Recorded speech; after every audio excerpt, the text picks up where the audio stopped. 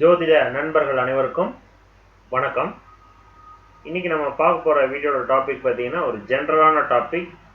ஜோதிட சூட்சுமம்னு எடுத்துக்கலாம், ஜோதிடத்தில் பலன்கள் எப்படி நடக்குதுங்கிறத எடுத்துக்கலாம். ஸோ இது யாருக்கெல்லாம் யூஸ் ஆகும் அப்படின்னா, ஜோதிடம் ஆர்வம் உள்ளவர்களுக்கு, ஜோதிடத்தை கற்றுக்கிட்டு இருக்கிறவங்களுக்கு, பேசிக் லெவலில் இருக்கிறவங்களுக்கு.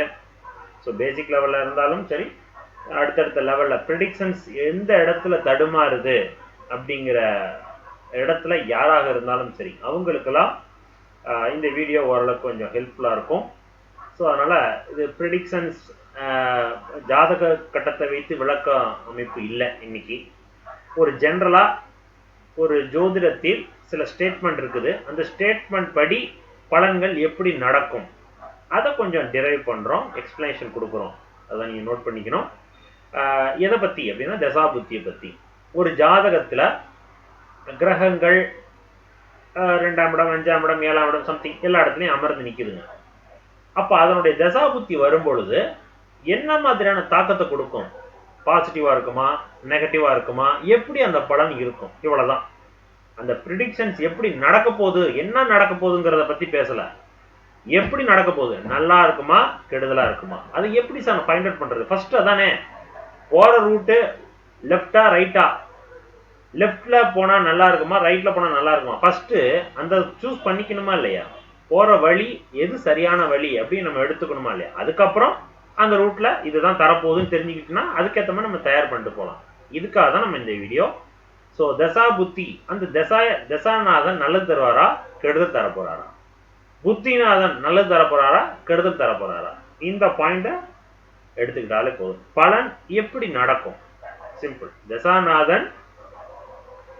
தசா புத்திநாதன் எப்படி இருக்க வேண்டும், அதனுடைய பலன் எப்படி நடக்கும், அவ்வளவுதான் விஷயம். அப்ப ஜென்ரலா ஒரு ஜாதகத்தில் கிரகங்களினுடைய அமர்வை வைத்து பலன்கள் நடந்துட்டு இருக்குது. அது 5ஆம் பாவகம், 7வது பாவகம், 10வது பாவகம்னா தொழில் ஸ்தானம், 7வது பாவகம்னா திருமணம் நடக்க போகுது அப்படின்னு சொல்லலாம்.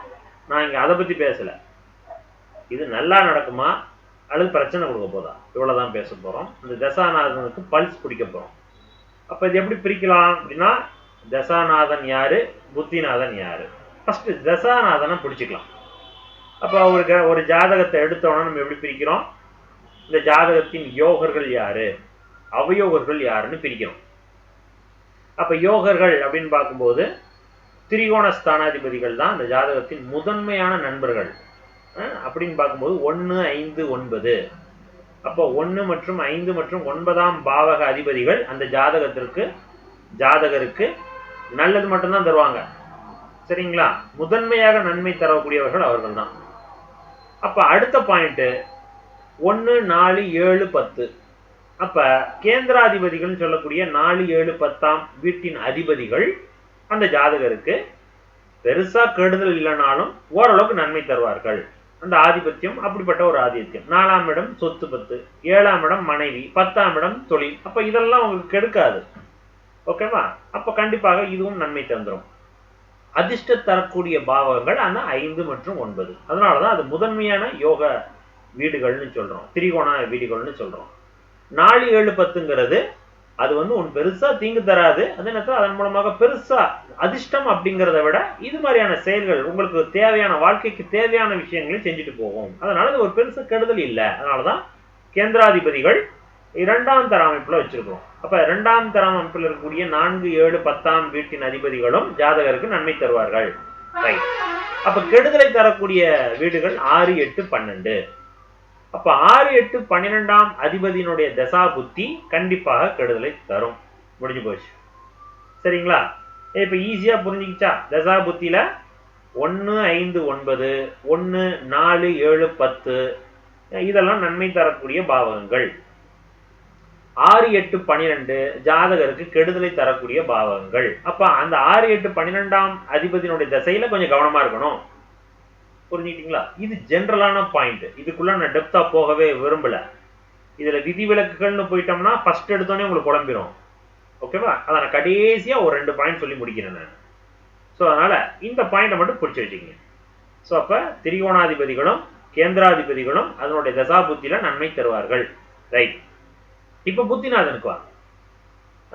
தசாநாதன்ல 6, 8, 12ஆம் வீட்டின் அதிபதிகள் நன்மை தரமாட்டாங்க.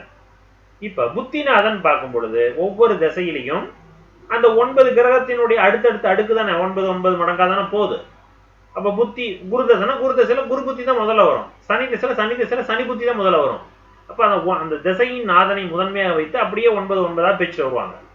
அப்படி வரும்பொழுது அந்த பிரிக்கக்கூடிய திசையில குரு தசை 16 9 பிரிப்பாங்க. பிரிக்கும் பொழுது அதுல அந்த யோக தசா புத்தியும் வரும், 6, 8, 12ஆம் வீட்டினுடைய தசா புத்தியும் உள்ள வரும். அப்ப சிம்பிள், யோக தசை நடக்குது, அதனுடைய புத்தி யோக தசையினுடைய யோக புத்திகள் வரும்பொழுது நன்மை உண்டு, கன்ஃபார்ம் சொல்லிடலாம். யோக தசை நடக்குது, 6, 8, 12ஆம் அதிபதியினுடைய தசா புத்தி வரும்பொழுது என்ன ஆகுது? யோகம் குறைக்கப்படுது, நன்மைகள் குறைக்கப்படுது. ப்ரெடிக்ஷன் சொல்லிடலாமா அந்த இடத்துல? ஓகே, சரி, இது ஒரு பாயிண்ட். இப்ப யோக தசையில யோக புத்தி சூப்பர், யோக தசையில அவயோக புத்தி என்ன பண்ணும்? நன்மைகள் குறையும் அப்படின்னு சொல்லலாம். இது அப்படியே வைஸ் வர்சாவா போடுங்க. தசாநாதன் 6, 8, 12. அப்ப என்ன, அது கெடுதல்கள் நிறைய கொடுக்க போகுது சார். கோர்ட்டு கேஸ், வம்பு வழக்குகள், பெரிய பிரச்சனைகள், ஆக்சிடென்ட்ஸ், அல்லது உடல் ரீதியான தொந்தரவுகள், பண கஷ்டம், மன கஷ்டம், இடம் விட்டு இடம் மாறுறது, கஷ்டப்பட்டு வேலை செய்யறது, அலைச்சல், இது போன்ற நெகட்டிவான பலன்கள் நடக்க போகுது 6, 8, 12ல. அப்ப நெகட்டிவான பலன் நடக்கக்கூடிய 6, 8, 12ஆம் அதிபதியினுடைய திசையில 6, 8, 12ஆம் அதிபதியினுடைய புத்தி வந்துச்சுன்னா கன்ஃபார்ம் அங்க அன்னைய காலகட்டம் பிரச்சனைகள் பெருசாக இருக்கும். அப்ப அந்த காலகட்டம் நம்ம என்ன ப்ரெடிக்ஷன் ஈஸியா சொல்லிடலாம். காசு எதுவும் முதலீடு பண்ணாதீங்க சார், புதுசா பிசினஸ் எதுவும் பண்ணாதீங்க சார், குடும்ப வாழ்க்கையில கொஞ்சம் கவனமா இருங்க சார், பொருளாதார செலவுகள் கொடுத்துட்டு தான் சார் இருக்கும், உடம்பு கொஞ்சம் ஆரோக்கியமா பார்த்துங்க சார், மெடிக்கல் ஏதாவது சின்ன பிரச்சனை இருந்துச்சுன்னா உடனே ஹெல்த் பிரச்சனை பார்த்துங்க, ஈஸியா சொல்லிடலாமா? அப்ப அவயோக தசாபுத்தி 6, 8, 12ஆம் மறைவு ஸ்தான அதிபதியினுடைய தசாபுத்தியில் அந்த மறைவு ஸ்தான அதிபதியினுடைய புத்தி 6, 8, 12ஆம் புத்தி வந்துச்சுன்னா கன்ஃபார்ம் கெடுதல். அப்ப அதற்கேற்ற பலன்களை ஈஸியா சொல்லிடலாம். இப்ப 6, 8, 12ஆம் அதிபதியினுடைய தசாபுத்தி திசையில யோக வீட்டினுடைய புத்தி, அதாவது 1, 5, 9, 4, 7, 10 புத்தி வந்துச்சுன்னா என்ன ஆகும்? அந்த கெடுதல்கள் குறையும். தசாநாதன் தானே முதன்மையானவர், அவருடைய வீச்சு அந்த திசை முழுவதும் இருக்கும். ஓகே, அந்த புத்தியில அப்படியே மாறி மாறி மாறி மாறி வரும். எந்த அளவுக்கு மாற்றம் இருக்குங்கிறதா முக்கியம். அந்த எந்த அளவுக்கு மாற்றத்துக்கும் நான் போக வரல, ஆனா மாற்றம் இருக்கும். அவயோக திசை கெடுதலை கொடுக்கக்கூடிய திசையில் நன்மை கொடுக்கக்கூடிய புத்தி வந்துச்சுன்னா கெடுதல்கள் குறையுது. நன்மைகள் கொடுக்கக்கூடிய திசையில கெடுதல்கள் நடக்கக்கூடிய புத்தி வந்துச்சுன்னா நன்மை குறையுது அப்படின்னு எடுத்துக்கணும். புரிஞ்சுக்கிட்டீங்களா? ஸோ அதனால தசாநாதன் புத்திநாதன் வைஸ்வர்சாவா மாறினுச்சுன்னா அதுக்கேற்ற மாதிரி நன்மை குறையும் கெடுதல் குறையும்னு எடுத்துக்கணும். ரைட், ஈஸியா புரிஞ்சுக்கலாம். இன்னொரு பாயிண்ட் என்ன, யோக தசையில் யோக புத்தி டோட்டலா சூப்பரா இருக்க போகுது. அந்த காலகட்டம் நம்ம ஜோசியத்தை வரவே மாட்டாங்க. அப்ப அவங்களுக்கு அழகா போயிட்டே இருக்கும் லைஃப். வீடு கட்டுறது, வாகனங்கள் வாங்குறது, திருமணம் பேச்சுவார்த்தை நடக்கிறது, வீட்டுல சுபகாரியங்கள் நடக்கிறது, சுப செலவுகள் நடக்கிறது, என்டர்டைன்மெண்டான வாழ்க்கை போயிட்டே இருக்கும். அவங்க ஜோசியத்தை வரமாட்டாங்க. அவயோக திசையில் அவயோக புத்தி கன்ஃபார்ம் நெகட்டிவ் தான். அவங்க தான் நம்மள்ட்ட ஜோசியத்தை வருவாங்க. சார் என்னமோ ஆச்சு சார், இந்த 2 மாசமா ஸ்டார்டிங்ல இருந்து எனக்கு பிரச்சனையா போயிட்டு இருக்கு சம்திங். அப்ப இது ஈஸியா புரிஞ்சுக்கலாம். இது வரைக்கும் புரிஞ்சிருச்சிங்களா? இப்ப அடுத்த பாயிண்ட், யோக தசை தான் நடக்குது எனக்கு, ஆனா எனக்கு அந்த மாதிரி யோகம்னா ஒண்ணும் நடக்கல. சரியா? கன்னியா லக்னத்திற்கு சுக்கிர தசை பாக்கியாதிபதி. அப்ப அவர் யோக கிரக அதிபதி. அப்ப அவர் என்ன பண்ணுவார்? வந்துச்சுன்னா நல்ல மரியாதையான வாழ்க்கை, குடும்ப வாழ்க்கை கொடுக்கணும், சொத்து பத்து வாங்கணும், வீடு வாங்கணும், நல்ல பணப்புழக்கம் அதிகமா இருக்கணும், இதெல்லாம் கொடுக்கணும். அப்படிலாம் ஒண்ணுமே இல்லையே சார், கஷ்டப்படுறேன் என்ன சார், வீட்டுல பிரச்சனை போயிட்டு இருக்கே சார், மனைவியோட பிரச்சனையா போயிட்டு இருக்கு சார், உடல் ரீதியான தொந்தரவுகள் இருக்கு, அப்பாவுக்கு எனக்கு பிரச்சனையா போயிட்டு இருக்கு சார், இப்படிங்கிற ப்ரெடிக்ஷன் சொல்றாங்க. அப்படின்னா நம்ம கண்ணை மூடிக்கிட்டு சொல்லிடலாம், அவருடைய ஜாதகத்தில் இன்னைக்கு கோச்சாரத்துல ராகு எங்க நிக்குதோ, இன்னைக்கு கோச்சாரத்துல சனி எங்க நிக்குதோ அங்கதான் இவருடைய ஜாதகத்துல சுக்கிரன் நிக்கிறாருன்னு சொல்லிடலாம். இதான் குழப்பமான இடம்னு சொன்னேன், இதை மட்டும் நல்லா கவனிங்க. யோக தசாபுத்தி போகும் பொழுது அந்த யோகம் எதுவுமே எனக்கு நடக்க மாட்டேங்குது அப்படின்னு ஒருத்தர் சொல்றாருன்னா அதுக்கு பின்னாடி இருக்கக்கூடிய சம்பவம் இதான். ஓகேவா? சுக்கிரனை கோச்சாரத்தக்கூடிய ராகு கேதுகள் அல்லது சுக்கிரனை ஜாதகத்தில் இருக்கக்கூடிய சுக்கிரனை கோச்சாரத்துல ராகு கேதுகளோ சனியோ தீண்டுனுச்சுன்னா அந்த சுக்கிரனுடைய இயல்பான வேலை தடையாகணும். அது யோக கிரகமோ அவயோக கிரகமோ. இங்க யோக கிரகம்னு வரும்போது யோகத்தினுடைய தன்மை குறையாயிடும். இதனாலதான் யோக தசை நடந்தும் நன்மை இல்லைன்னு சொல்றாங்க. புரிஞ்சுக்கிட்டீங்களா? இது அப்படியே வைஸ் வர்சாவா அவயோக தசை நடக்குது. இப்ப அவயோக தசை நடக்கும் பொழுது இப்ப எப்படி சொல்லலாம்? அதே கன்னியா லக்னத்திற்கு அஷ்டமாதிபதி செவ்வாய் 8ஆம் இடத்திலே உட்கார்ந்து நிக்குது. ஓகே, 8ஆம் இடத்திலே உட்கார்ந்து தசாபுத்தி நடத்தும் போது என்ன கன்ஃபார்ம் நன்மை இருக்குமா? இல்ல, கெடுதல் கண்டிப்பா இருக்கும். உடல் உழைப்புகள் பிரச்சனைகள் கொடுக்கும், இடம் விட்டு இடம் நகர்த்த வைக்கும், உடல் ரீதியான தொந்தரவுகள் கண்டிப்பா கொடுக்கும், ஃபேமிலியில பிரச்சனைகளை கொடுக்கும், இதெல்லாம் கொடுக்கும். இப்ப அதே அவயோக தசாபுத்தியில சார் இப்பதான் சார் நான் ஒரு லேண்ட் வாங்கினேன், பக்கத்து ஊர்ல ஒன்று வாங்கினேன் சார், நான் வேலை செய்யற இடத்துல ஒரு லேண்ட் ஒன்று வாங்கி போட்டேன் சார், ஃபாரின் ட்ரிப் இப்பதான் சார் நான் போயிட்டு வந்தேன், செவ்வாய் திசையில தான் சார் போயிட்டு வந்தேன் ஒரு வருஷத்துல அப்படின்னு ஒருத்தவங்க சொல்றாங்கன்னா எஸ், இதையும் நம்ம கண்டுபிடிக்கலாம். எப்படி? அந்த அஷ்டமஸ்தானத்துல செவ்வாய் அமர்ந்து அந்த வீட்டுக்கு குருவினுடைய தொடர்பு, கோச்சார குருவினுடைய தொடர்பு இருக்குதா? கோச்சார குருங்கிறது அது ஒரு வருட காலகட்டங்கிறதுனால நம்ம குருவை தொடுக்கிறோம். சுபகரக தொடர்பு இருக்குதா? 40 நாட்களை மூவ் ஆகக்கூடிய சுக்கிரன் புதன், இதுவும் சுபகரகம் தான், தனிச்சிருக்கக்கூடிய புதன். இந்த ஜாதகத்துக்கு லக்னாதிபதியும் புதன், கன்னியா லக்னத்துக்கு. அப்ப புதன் சுக்கிரன் குரு, ஓகேவா? இது போன்ற கிரகத்தினுடைய கோச்சார கிரகத்தினுடைய தொடர்பு அவருடைய ஜாதகத்துல 8ஆம் இடத்தோடு தொடர்பு இருந்துச்சுன்னா இப்ப அவயோக தசை தான், ஆனா நெகட்டிவ் நடக்காம நன்மை கொடுக்கும். இது விதிவிலக்கு, இதோட நிப்பாட்டிக்க. ஓகேவா? சோ அதனால தசாநாதனும் புத்திநாதனும் எப்படி இருக்கணும்? ஃப்ரெண்டா இருக்கணும். அதனாலதான் சொல்றது தசாநாதனும் புத்திநாதனும் யாரு சார்? புத தசன் போது சுக்கர புத்தி போதா நல்லா இருக்கும், ஏன்னா ரெண்டுமே ஃப்ரெண்டு. தசாநாதனும் புத்திநாதனும் பகைவரா இருந்துச்சுன்னா கண்டிப்பாக கெடுதல் தான் உண்டு. சந்திர தசை சனி புத்தி சார், சூரிய தசை சனி புத்தி சார், நல்லா இருக்காது, ஏன்னா ரெண்டு பகைவர்கள். புரிஞ்சுக்கிட்டீங்களா? இப்படிதான் பார்க்கணும். இதுலயும் விதிவிலக்குகள் உண்டு. எப்படி?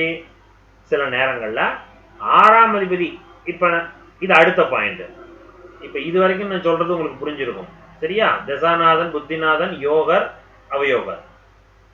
ஓகே, யோக திசையில நெகட்டிவ் நடக்குது, அவயோக திசையில நன்மை நடக்குது, அதையும் சொல்லியாச்சு.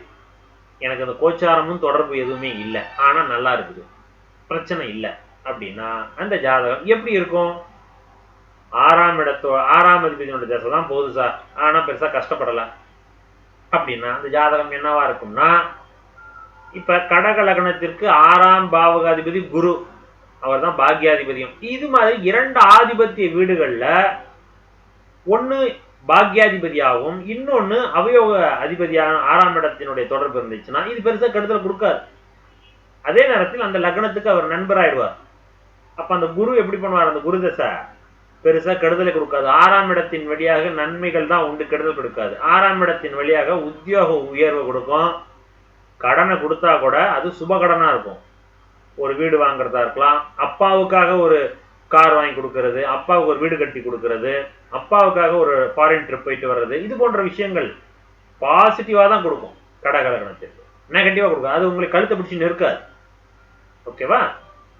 இது அப்படியே சிம்ம லக்னத்திற்கு 6ஆம் பாவகாதிபதி தசை சனி தசை வந்துச்சுன்னா என்ன பண்ணும்? வந்த உடனே உங்களுக்கு பிரச்சனை இழுத்து விட்டுரும், கடனை இழுத்து விட்டுரும், சரியா? மனைவியின் வழியா பிரச்சனைகள் இழுத்து விடும், இதெல்லாம் கண்டிப்பா கொடுக்கும். ஸோ இப்போ எந்த லக்னங்கிறது ரொம்ப முக்கியம். அதற்கப்புறம் அது 6ஆம் பாவகாதிபதியா, 8ஆம் இடமா, 12ஆம் இடமா, அவயோகரா, அல்லது லக்னாதிபதியா, 5ஆம் இடமா, 9ஆம் இடமா, யோகர்களா அவயோகர்களான்னு பிரிச்சு பார்த்துட்டு பலன் சொல்லுவோம், சரியா?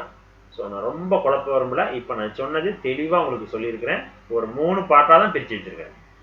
இந்த 3 பார்ட்டில் ஷெடியூல் பண்ணிக்கணும், கரெக்டாக பிரித்து வச்சுக்கிட்டு ஒரு ஜாதகத்துக்குள்ள அணுகும் பொழுது அந்த ஜாதகத்தினுடைய பலன் நன்மை தரும். எஸ், லெஃப்ட்ல போங்க சார் நன்மை கொடுக்கும், இந்த ஜாதகத்தில் தசாபுத்தி நன்மை தான் தரப்போகுது. ரைட்ல போங்க சார் இது இல்லை, இது அவயோக தசாபுத்தி கெடுதல் தான் கொடுக்கும் கண்டிப்பா. இப்போ நடக்கக்கூடிய தசாபுத்தியும் சரியில்லை, அப்போ கன்ஃபார்ம் கெடுதல் சொல்லிட்டு போயிடலாம். ஸோ இந்த மெத்தட்ல தான் கண்டிப்பாக பலன்கள் நடக்கும் அப்படிங்கிறத சொல்ல முடியும். ஸோ இந்த வீடியோ ஒரு ஜென்ரலான வீடியோ தான்.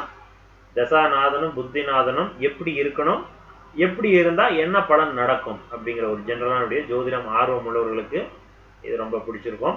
ஸோ இந்த வீடியோவில் ஏதாவது டவுட்ஸ் இருந்துச்சுன்னா கீழே கமெண்ட் பாக்ஸில் கமெண்ட் பண்ணுங்கள். ஸோ அடுத்த வீடியோவில் சந்திக்கலாம். நன்றி.